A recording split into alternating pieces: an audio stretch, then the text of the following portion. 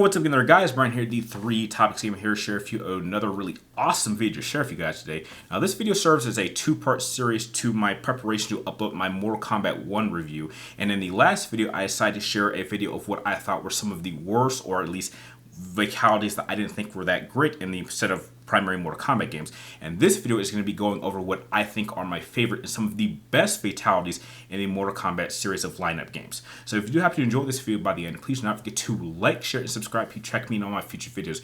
And remember, if you guys have any ideas for future videos and ideas, let me know in the comments down below, and I will try to get them as soon as I can. And just in case you missed the worst video list of Mortal Kombat fatalities, this one I'm simply just going to play each of the individual fatalities for each of the games in order, with me giving a quick voiceover, just giving my thoughts on each one of them as why I think they're so awesome. And if they are a little bit short, I'm just going to have them play in a loop until we get to the next game. So like always, thank you guys for watching, and let's get started, and I'll see you guys at the end.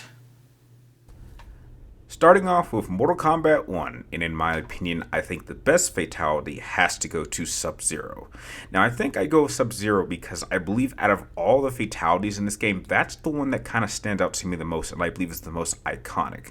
I mean, I look at all the other fighters, and they either don't do anything or they do something kind of similar. For example, Liu Kang doesn't really do anything. Both Johnny and Raiden just kind of blow your head off or punch it off. Sonya and Scorpion just set you on fire, and, Kano just rips your heart out.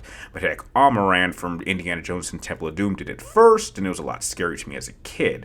However, just ripping out the head with the spinal cord attached is just such an iconic look. And the fact that this very same fatality has been used in other Mortal Kombat games that has come out since this game came out, and even been done by other characters, just shows you just how iconic that one fatality is, which is why, in my opinion, Sub-Zero has the best one in Mortal Kombat. Going into Mortal Kombat 2, and my personal favorite fatality has to belong to Liu Kang. And in this game, he can actually transform into this awesome green dragon and eats the top section of his opponent. Now, the reason I really like this is not only is it iconic and has been brought back in other Mortal Kombat games similar to Sub-Zero's fatality in Mortal Kombat 1, but this was before animalities were introduced in Mortal Kombat 3, so Liu Kang was ahead of everyone in terms of transforming to an awesome creature. But when you really think about it, the iconic figure and symbol of Mortal Kombat is a dragon. Liu Kang can transform into a dragon, which pushes the point even harder why he is the face of Mortal Kombat and should have been since the very beginning.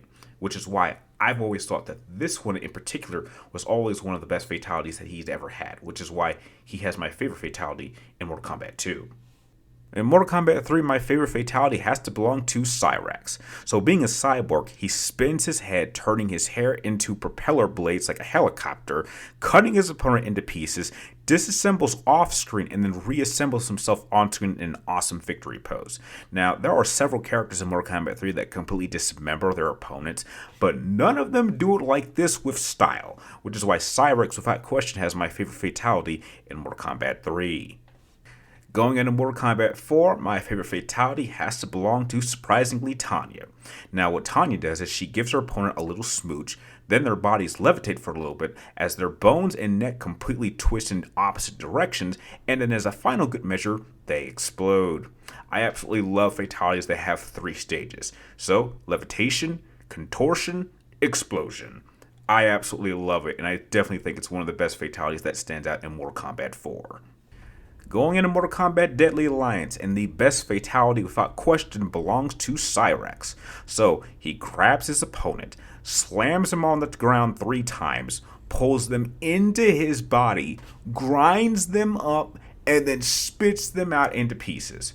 There are only 3 characters in this entire game that actually turn their opponent into pieces as fatalities, and out of all 3 of them, Cyrax is the one that actually stands out the most to me, which is why he has the best fatality in Deadly Alliance. Going into Mortal Kombat Deception, and my favorite fatality without question belongs to Sub-Zero. So, he first freezes his opponent, rips their head off, steps back, slides back, and then throws the head at the body, causing it to explode as a final FU. This is without question not only the best fatality in Mortal Kombat Deception, but this is my favorite Sub-Zero fatality of all time.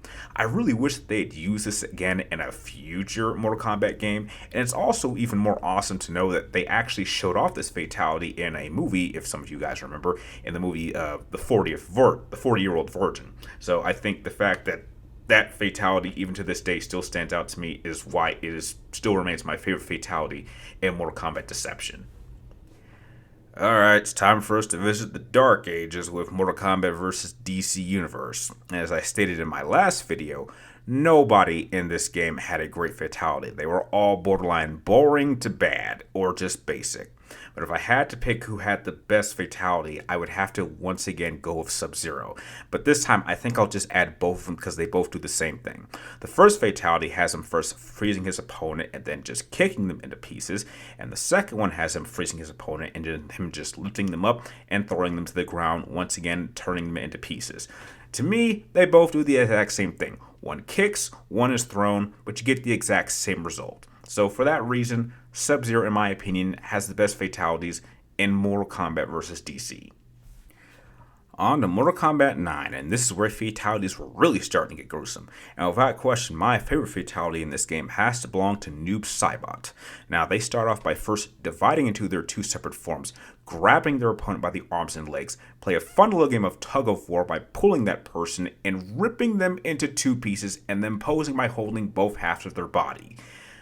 That is brutal, it is painful, it is extended. I cannot imagine what the opponent must be feeling, and to this day, it still remains one of my top 10 fatalities of all time. Going into Mortal Kombat 10, and my favorite fatality has to belong to Ermac. So first, he lifts his opponent into the air, contorts their body in different directions. Then he starts pulling their insides out of their body as it starts coming out of their mouth and nose, crushes part of their intestines as it comes to the ground, and then holds their body suspended as their large intestines is dangling out of their body. It is that little bit of extra detail that really makes this fatality stand out the most, which is why, to this day, it still remains my favorite. On to Mortal Kombat 11, and by far my favorite fatality has to belong to Kitana. So she started off by slicing her opponent open, then she starts spinning herself like a tornado, pulling the opponent's inside to surround her, and then finishes off with this beautiful pose. Now, it's one thing to be brutal, or gory, or bloody, but for Kitana, there's just a sense of beauty and artistry with her fatality, and that's something you don't really see in Mortal Kombat. You don't see them try to be beautiful with it, and she just looks so at peace and in her elements in this fatality, which is why to this day I would openly confess that this is for me a top 3 favorite fatality for me of all time. On to Mortal Kombat 1, and as I stated in my last video, there is not a single good or bad fatality in this entire game. Everyone in this game ranks from great to awesome to just straight up badass. Which is why for this particular spot, I have to cheat. It is a dead tie between Baraka and Shang Tsung. Now for Baraka, what he does is he first slices up his opponents, leaving their intestines exposed, hangs them from their intestines while setting a fire, and then ends his fatality by having a nice little buffet by sharing his opponent with his clan members. For Shang Tsung, first, he knocks his opponent onto his operation table, slices them open, pours this really cool looking potion into their body, and from that potion, this really badass looking snake comes out of their body, then eats the person's brain, and then he, his cameo fighter, and the snake all pose in this awesome image. I really cannot pick between these two. Both of these are just my favorite for different reasons, which is why both Shang Tsung and Baraka will take the #1 spot as being my favorite fatalities in Mortal Kombat 1. And that is my breakdown on what I consider to be some of my all-time favorite and best fatalities in Mortal Kombat. So now that you guys have seen my list for both the worst and best fatalities, how would you break them down? What were some of your favorite fatalities in Mortal Kombat throughout the series?